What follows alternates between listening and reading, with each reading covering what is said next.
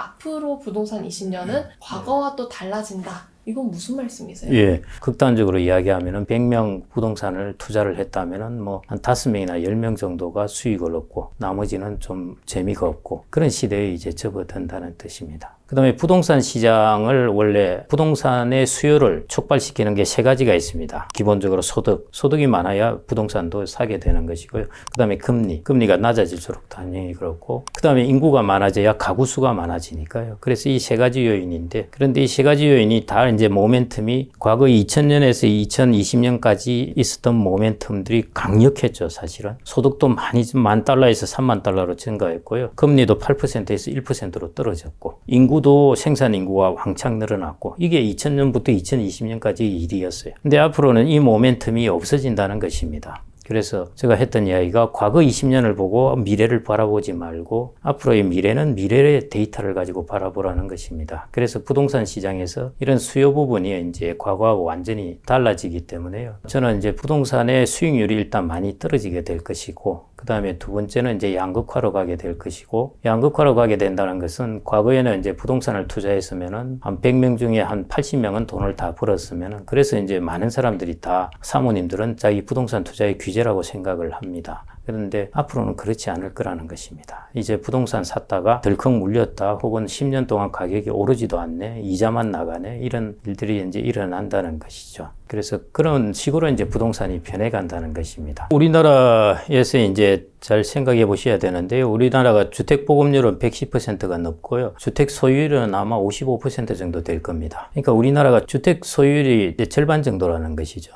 그러니까 생각보다 이제 주변에 막 집을 많이 가진 사람을 보셔서 그러는데요. 자기 집이 없는 사람도 꽤 있다는 것입니다. 한 절반 정도는. 그런 상황이기 때문에요. 그런 사람들은 이제 집값이 안 오르는 게 좋죠. 가계금융복지조사를 보면은 지역하고 서울, 수도권 이런 식으로 이제 총자산이 쭉 나옵니다. 서울하고 다른 광역시라든지 다른 시도 가계 자산의 가장 큰 차이가 어디에 있느냐 하면은 부동산이에요. 부동산의 가격 차이입니다. 결국은 이제 서울 지역은 부동산이 많이 오르고 그 외 지역은 덜 오르고 한 것들이 가계의 자산의 차이를 가져온 것이죠. 일종의 부동산으로 인한 자산의 격차가 생겨난 것입니다. 그런 부분들이 계속 오르면 좋다? 그거는 이제 서울적 사고방식이죠. 서울에 사는 사람들은 집도 가지고 있고 계속 오를 것 같고 부동산 가격도 비싸고 하니까 그러는데, 지방은 아시다시피 전혀 다르거든요.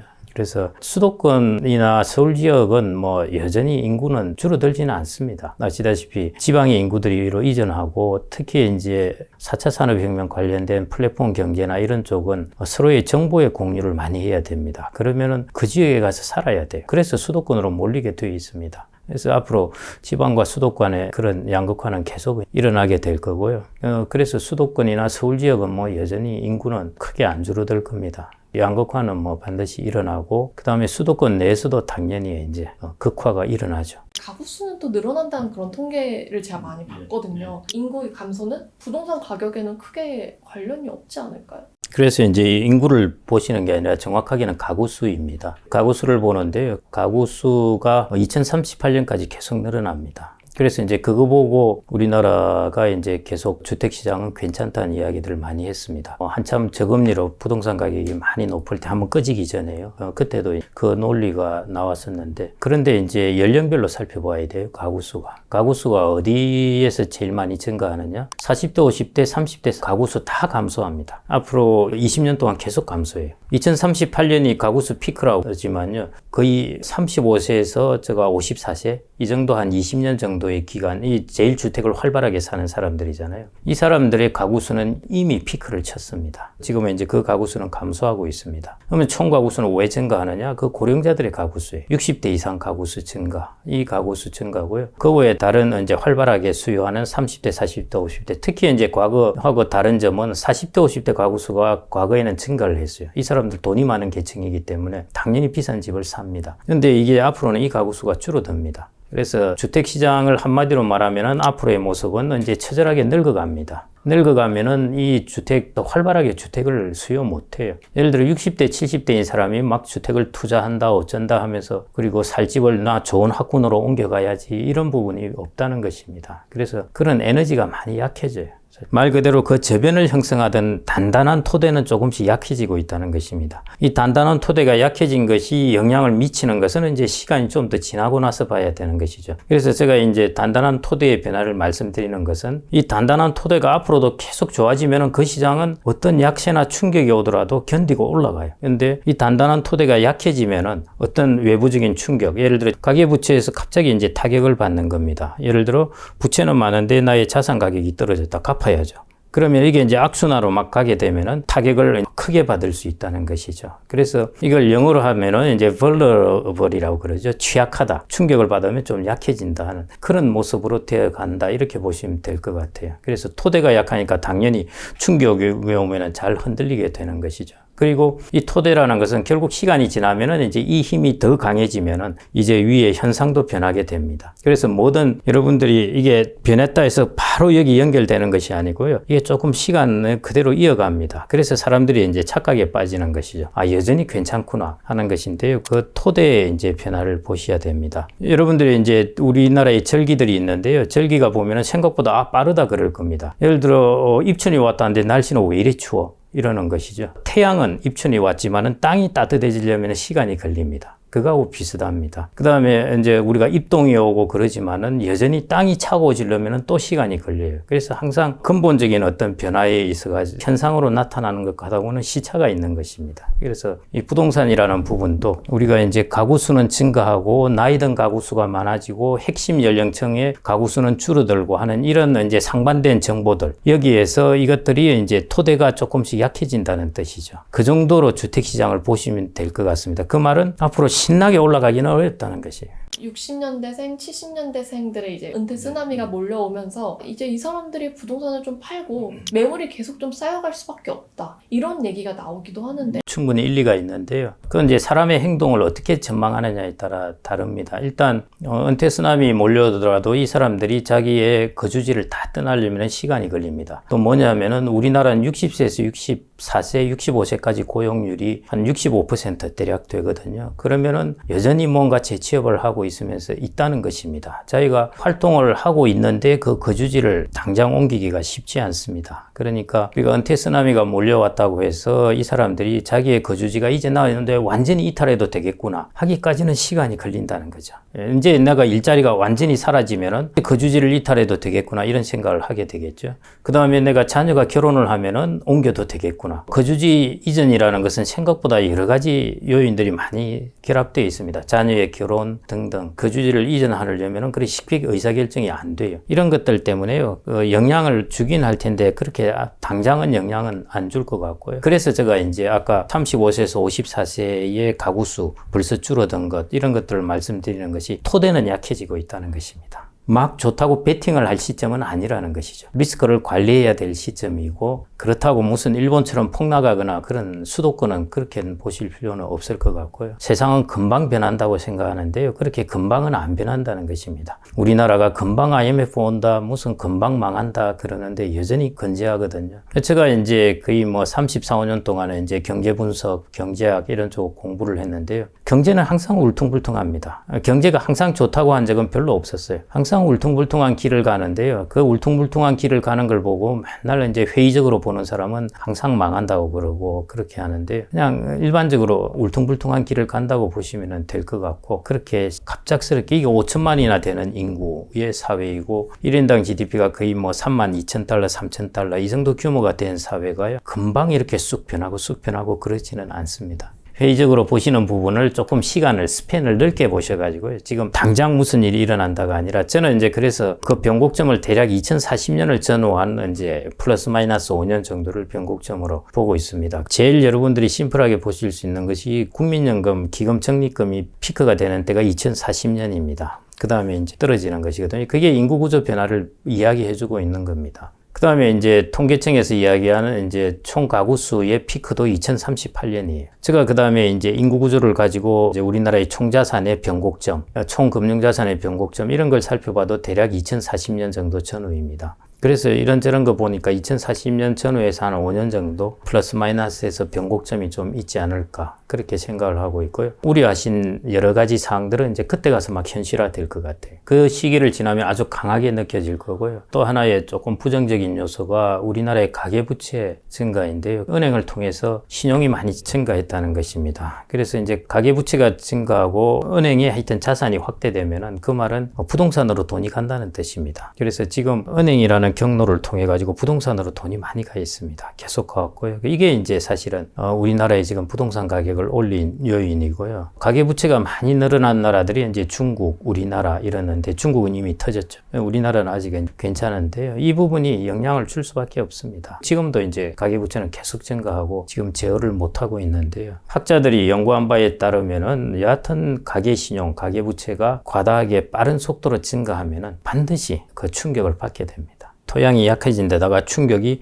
크게 오면은 이것들이 이제 좀 흔들릴 수 있는 그런 리스크가 있고 그것 때문에 주택가격이 많이 떨어질 수도 있다 이런 이야기들도 하는데요. 그 부분은 뭐 아직은 저는 그냥 양극화 정도로 일단은 보고 있습니다. 서울 부동산은 앞으로도 건재하겠지만 지방은 정말 이제 위험하다, 손쓸 도리가 없어진다 이렇게 보시는 분들도 많거든요. 예. 어떻게 보세요? 지방은 손쓸 도리가 없다고 말하기엔 좀 이미 가격도 지금 별로 비싸지도 않으니까요. 떨어지는 이유는 모르겠는데 뭐 크지는 않을 텐데요. 이게 이제 회복 탄력성이 크지 않다는 것이죠. 그냥 정체 상태. 우리가 뭐 영어로 표현하면 스태그네이트 한다 그러죠. 그냥 여기서 그냥 머무르면서 가는 그런 상황입니다. 그런데 기본적으로 물가가 오르면요. 주택 가격도 어느 정도는 물가를 커버해서 올라가게 돼 있습니다. 아주 소외된 지역은 당연히 안 오를 텐데요. 지방 중에서도 그래도 뭐 어느 정도 경제 활동을 하고 있는 곳은 적당하게 유지는 될 것 같고요. 나머지 지역은 또 어렵게 될 거고 서울 지역도 당연히 양극화됩니다. 서울 지역이라고 다 같이 오르는 것은 당연히 아니고 이번에 집값이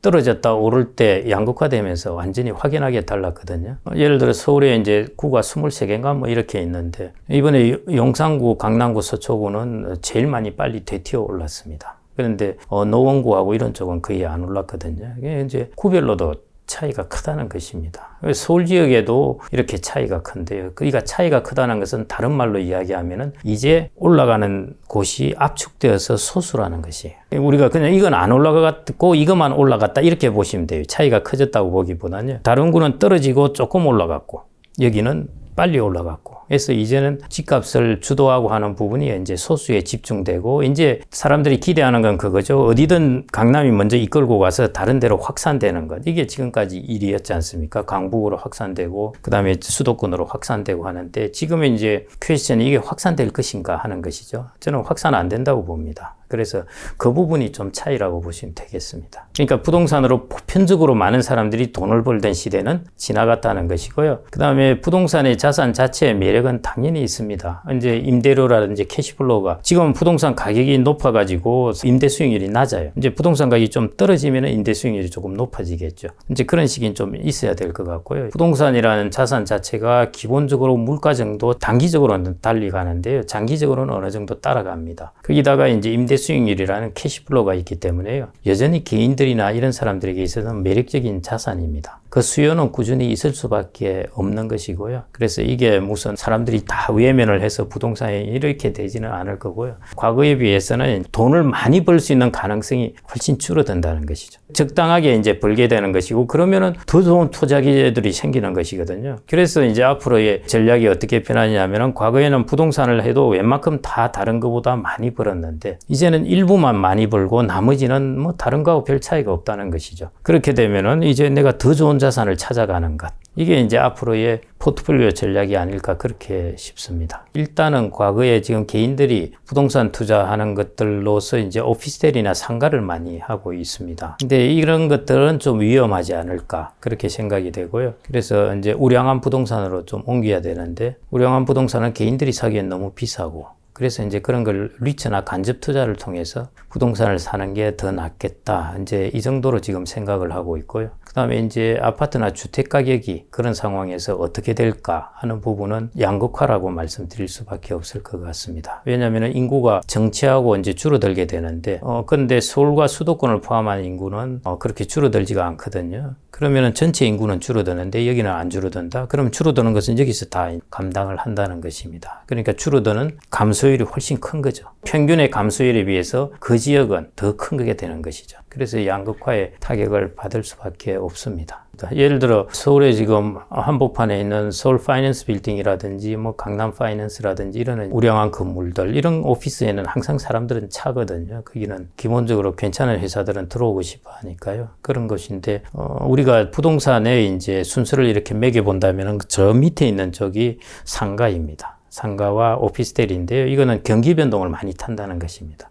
지금까지는 고도 성장이었죠. 그러니까 이것도 다 올라가고 개인들이 좋죠. 그런데 고도 성장이 아니라 성장률이 확 멈춰버리면은, 그리고 내수가 확 죽어버리면은 두 부분이 가장 타격을 받을 수밖에입니다. 돈의 대부분이 그냥 부동산에 묶이게 되거든요. 왜냐하면 그 절대적인 파이가 크니까. 이게 괜찮을까요? 아니, 부동산 자산의 비중이 높은 분들은 두 채, 세 채 가져서 그렇습니다. 그렇게 되고요. 강남의 집은 물론 대부분 그 집 가격 자체를 보면은 자기 총자산의 거의 80% 이상 차지하게 되죠. 그러니까 그런 집은 이제 그럴 텐데요. 보통 그것 때문에 내 집 하나를 갖는 것, 그 부분을 소홀히 하시면 안 되는 것이고요.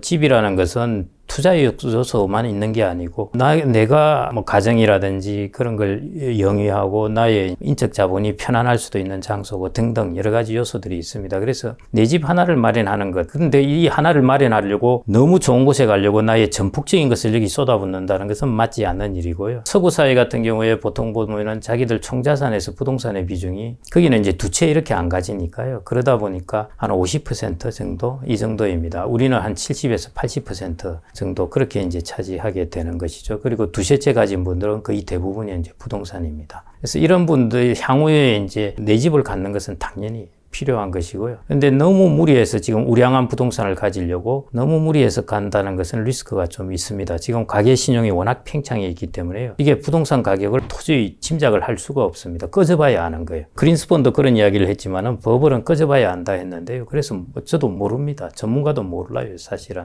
이런 상황에서 나의 모든 것들, 미래에 있을 소득도 다 끌어가지고 그 부동산에 올인을 했다 하는 것은 리스키한 것이죠. 예를 들어 우량한 부동산이 좋다고 하는 것, 그래서 우량한 부동산을 사는 것의 가장 큰 리스크는 뭐냐 하면은 배당률이 낮은 겁니다. 경마를 생각하면 아실 텐데요. 경마에서 항상 우승하고 좋은 우량만은 베팅해봐야 배당률이 낮아요. 똑같습니다. 여러분들이 이제 그런 우량한 자산에 나의 미래 소득까지 다 이제 끌어서 투자한다는 것은 리스크하다는 것. 그래서 첫 번째, 내 집의 마련은 반드시 해야 된다는 것. 두 번째, 미래 소득의 전부를 끌어서까지 얘기한다는 것은 자칫 잘못 걸리면은 내 삶 전부가 상당히 허덕이면서 살아갈 수가 있다는 것입니다. 그럴 필요는 없는 것이죠. 그런 베팅까지는. 그 다음에 이제 세 번째, 두 채, 세 채 가지면서 과거처럼 보편적으로 집값이 많이 올라와서 돈을 벌던 시대는 지났다는 것입니다. 차라리 다른 것들, 뭐 S&P500이라든지 리츠라든지 이런 것들을 통해서 좀 더 높은 수익률이라든지 이런 걸 바라는 게 낫고요. 지금은 이제 두 채, 세 채로 그러면 가계자산의 거의 뭐 90% 혹은 120% 이렇게 빌려서 사니까요. 그렇게 이제 부동산에 노출되는 셈입니다. 그런 것은 이제 지금 앞으로는 좀 위험하다는 것입니다. 내가 가진 돈 대비 부동산 비중을 어느 정도로 맞추는 게 안전할까요? 그래서 이제 50% 정도 이고요. 그게 이제, 빠듯한 이유 중에 하나는 우량한 지역에 가려니까 그렇죠. 미국 같은 경우에도 우량한 지역에 살려면은 미국 사람들도 평생 집 마련하는데 돈 생활 다 보내잖아요. 그래서 보시면 아시겠지만은 나이 거의 50 중후반 다 돼가지고 이제 나 모기지 다 갚았다. 이거 드디어 모두가 내 집이다. 그게 이제 자기의 노후의 자산이 되어버리는 것이죠. 미국이나 이런 서구 사회 같은 경우에도 자기 주거 비용이 대략 소득의 30% 정도는 들어갑니다. 꽤 많이 들어가는 것이죠. 특히 뭐 서울 지역이라면은 다른 여러 가지 편의나 인프라 때문에요. 어느 정도 집값이 비싼 것은 감내해야 됩니다. 그 트레이드오프인 거죠. 내가 가격이 싸면서 이 지역에 살 수 있다는 것은 특공이라든지 이런 걸 위해는 하기 어렵다는 겁니다. 기회가 또 올까요? 오죠. 당연히 옵니다. 지금은 이제 금리가 올랐을 때 한번 떨어졌다가 다시 이제 또 오르지 않습니까? 이제 정책 장업이라든지 이런 쪽으로 해서 그 전에, 윤 정부 이전에 때는 전세자금 대출이 사실은 집값을 많이 올렸어요.